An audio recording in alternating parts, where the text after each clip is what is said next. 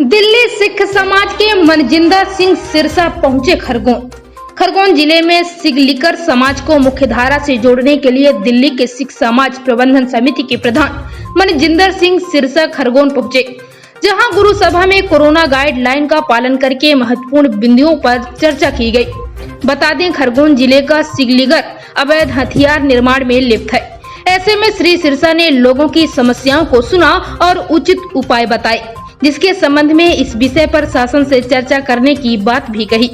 वहीं दिल्ली में चल रहे किसान आंदोलन के पक्ष में उन्होंने केंद्र सरकार पर जमकर तीखे प्रहार किए। इस दौरान समाज ने उनका जमकर स्वागत भी किया। इंडिया रिपब्लिक न्यूज के लिए राजू द्विवेदी की खास रिपोर्ट। पिछले बड़े लंबे समय से कई कारणों से पीड़ित हो रहा है। ये गुरु साहिबानों के वक्त से ही गुरु साहिबानों के शस्त्र बनाते रहे। फिर आज़ादी के लिए हमारे देश को आज़ाद कराने वाले महान योद्धाओं के लिए ये शस्त्र बनाते रहे। देश की आज़ादी के अंदर शस्त्र बनाकर देने में इनका बहुत बड़ा योगदान रहा। और अब कई कारणों से ये प्रशासन की, पुलिस की पीड़ा के शिकार हुए हैं।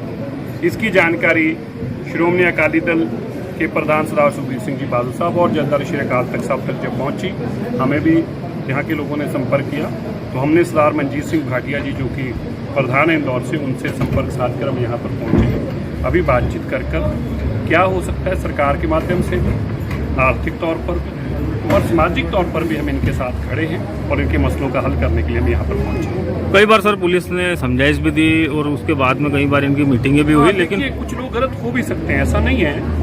लेकिन गलत का मतलब ये नहीं है कि उनकी भावना गलत है, लेकिन वो अलग इच्छा हो सकता है। लेकिन जो लोगों का इन चीज़ों से वास्ता नहीं है, जो लोग इस काम से परे जा चुके हैं, क्योंकि देखिए कभी ये शस्त्र बनाना, ये हथियार बनाना देश के लिए, इन लोगों के लिए गर्व माना जाता था और लोग इनको सम्मानित करते थे इसी चीज़ के लिए। आज वक्त बदल गया, हम भी साथ हैं, उसके कानून को मानना चाहिए। लेकिन कई लोग तो जबरन उनको पीड़ा किया जा रहा है, उनका इससे कोई वास्ता नहीं है। पुलिस एक को उठाती है और 50 को उठा के साथ ले जाती है। जो पैसे देता है, घर बार देता है, जायदाद नाम कराते हैं, बहुत धक्का होता है। उसकी आज विषय पे चर्चा करके इसका पक्का सोल्यूशन निकालते हैं। किस प्रकार की मदद रहेगी? हमने बहुत मुख्य तौर पर अभी हम तो बहुत कुछ सोच कर आए हैं, लेकिन पहले इनकी बात सुनेंगे और उसके बाद फैसला करेंगे। सर दूसरी बात है, एक किसान आंदोलन भी दिल्ली में चल रहा है। किसान आंदोलन के साथ हम सब लोग जो हैं किसान हैं, किसान संघर्ष के साथ खड़े हैं।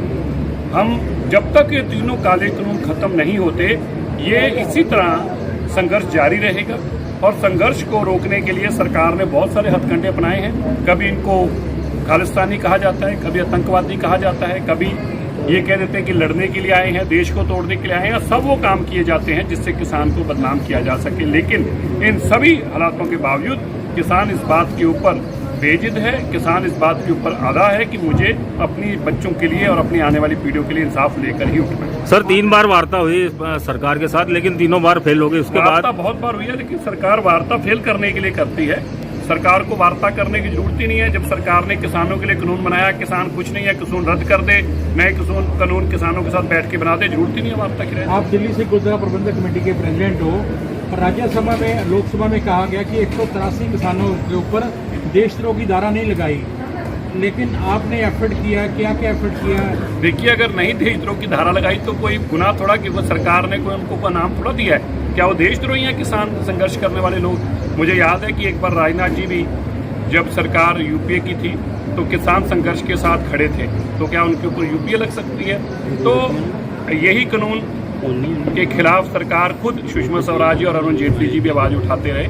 ये जितने भी किसान बंद हुए हैं उन सबकी जमानतें भी दिल्ली सिख गुरुद्वारा मैनेजमेंट कमेटी